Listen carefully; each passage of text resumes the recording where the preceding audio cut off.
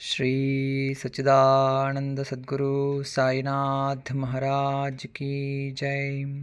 श्री अलिवेलुमंग समेत श्री भरद्वाज मास्टर महाराज की जय।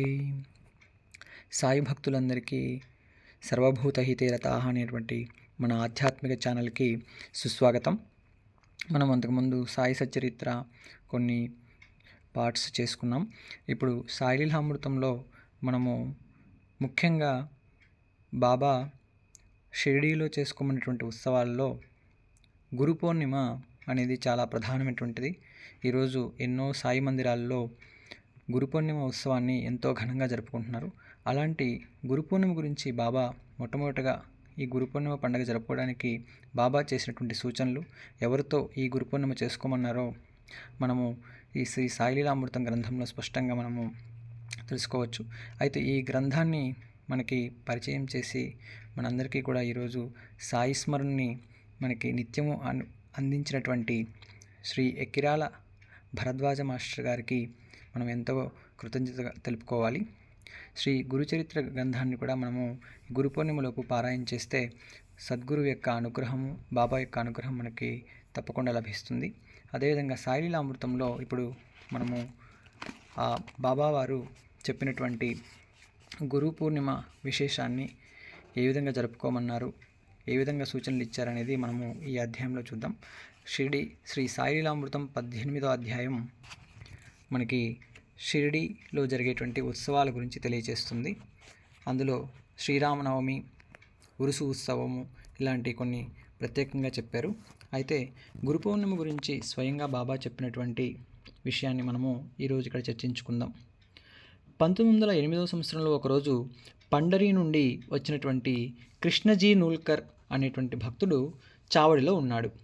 బాబా శ్యామాతో ఆ ముసలయ్య, అంటే నూల్కర్ని బాబా ముసలయ్య అనేవారు, ఆ ముసలయ్య నూల్కర్ను ధుని వద్ద స్తంభాన్ని పూజించుకోమని చెప్పు అని అతడు చెప్పిరాగానే, మీరంతా కూడా చేసుకోరాదా అన్నారు సాయి. అప్పుడు శ్యామ అన్నారు, దేవా, మీకైతే చేస్తాము కానీ స్తంభాన్ని ఎందుకు పూజిస్తాము అన్నాడు శ్యామ. మొదట అంగీకరించని బాబా అతడు పట్టుబట్టిన మీదట ఒప్పుకున్నారు. ఇంతలో నూల్కర్ పంచాంగం చూస్తే ఆ పంచాంగంలో ఆ రోజు ఏ విధంగా ఉందంటే వ్యాస పూర్ణిమ, అంటే గురు పూర్ణిమగా ఉన్నది. ఆ రోజు బాబా ఏ రోజైతే స్తంభాన్ని పూజించుకోమన్నారో ఆ రోజు గురు పూర్ణిమగా క్యాలెండర్లో ఉన్నది. తాత్య, దాదా కేల్కర్, శ్యామ మొదలైనటువంటి వారు సాయికి ధోవతులిచ్చి పూజించారు. అప్పటి నుండి షిరిడీలో గురు పూర్ణిమ చేసుకోవటం ఆచారమైంది. సాయి నోటి మీదుగా భక్తులకు చేసుకోమని చెప్పిన ఉత్సవము ఇది ఒక్కటే అని చెప్పవచ్చు. కాబట్టి ఇలాంటి ఉత్సవాన్ని ఎంతోమంది భక్తులు అన్ని ప్రాంతాల్లో, భారతదేశంలోనే కాకుండా అనేక దేశాల్లో ఈ గురు పౌర్ణమిని విశేషంగా సాయిబాబా భక్తులు జరుపుకుంటూ ఉంటారు. అయితే సాయి స్తంభాన్ని మాత్రమే ఎందుకు పూజించమన్నారు, ఈ గూఢార్థం ఏంటి అనేది మనకి స్పష్టంగా ఆచార్య భరద్వాజ మాస్టర్ గారు మనకి వివరిస్తారు. భక్తుల శ్రేయస్సు కోరి మాత్రమే గురువును సేవించు అన్న భావాన్నే సంకేతంగా సాయి చెప్పారు. గురువు ఎన్నడూ కూడా నన్ను పూజించు అనడు. జ్ఞాని దృష్టిలో అందరూ పరమాత్మ రూపాలే. వారికి శిష్యులు ఎలా ఉంటారు? తాను గురువునని తలచేవాడు ఆ పేరుకే తగడన్నారు రమణ మహర్షి. అలా అనలేదు కనుకనే సాయి సద్గురుడు. ఇంటికప్పును మోసే ఆధారము స్తంభము. మనకి ఇల్లు కట్టేటప్పుడు మూలము స్తంభం. అది నేలలో దృఢంగా నాటుకొని ఉంటుంది. అదే దాని బలము. ఆ బలంతోనే అది ఆ భవనాన్ని ఆశ్రయించే వారందరినీ రక్షిస్తుంది. అలానే సద్గురువు సర్వానికి ఆధారమైన ఆత్మనిష్టలో, గురుభక్తిలో నాటుకొని ఉంటారు. అంటే గురుభక్తి రూపమైన ఆత్మనిష్ట వలన గురువు కూడా తమను ఆశ్రయించిన వారిని రక్షిస్తారు.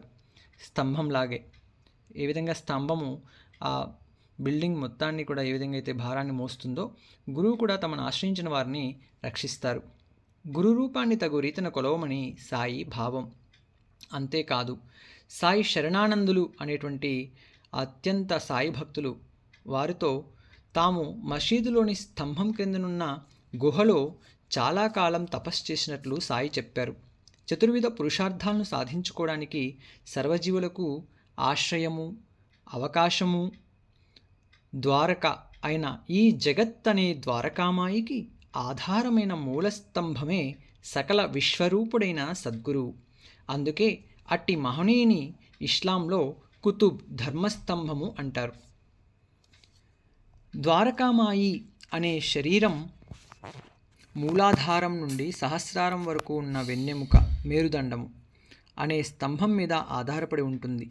అన్ని ఆధ్యాత్మిక స్థితులను తనలో ఇముడ్చుకున్న గురువుకది సంకేతం. నిరంతరం గురువును సేవించిన వారికి అప్రయత్నంగా ఆ మార్గం తెరుచుకొని యోగ విద్య సిద్ధిస్తుంది. సాయికి వారి గురువు వలన సిద్ధించినట్లు. అదే సాయి చెప్పింది. ఇది బాబావారు స్వయంగా తమ నోటి మీదుగా భక్తులకు చేసుకోమని చెప్పినటువంటి ఉత్సవము ఏదైతే ఉందో అదే శ్రీ గురు పూర్ణిమ ఉత్సవం. ఆ గురు పూర్ణిమ ఉత్సవాన్ని ఈరోజు ఎంతోమంది సాయి భక్తులు ప్రపంచం మొత్తం కూడా బాబాని పూజించడం జరుగుతుంది. అది మనకి రాబోయే 21 జూలై 2024 తేదీన ఆదివారం రోజున వస్తుంది. కాబట్టి ఆలోపు మీరు ఈ వీడియోని చూసినట్లయితే మీరు ఎంతో అదృష్టవంతులు. ఏ విధంగా అయితే బాబా గురు పూర్ణిమిక ప్రాశస్త్యాన్ని తెలియజేశారో ఈ విషయాన్ని మనము తెలుసుకొని మరింతగా వీలైతే శ్రీ గురుచరిత్ర, శ్రీ సాయి లీలామృతం, శ్రీ సాయి సచ్చరిత్ర వీటిల్లో ఏదైనటువంటి ఒక గ్రంథాన్ని మనము పారాయణ చేసుకుని స్మరణ చేసుకుని బాబా యొక్క స్మరణలో ఉన్నట్లయితే మనకి గురు పూర్ణిమ రోజు మనకి మరింత బాబా యొక్క ఆశీస్సులు మనకి లభిస్తాయి.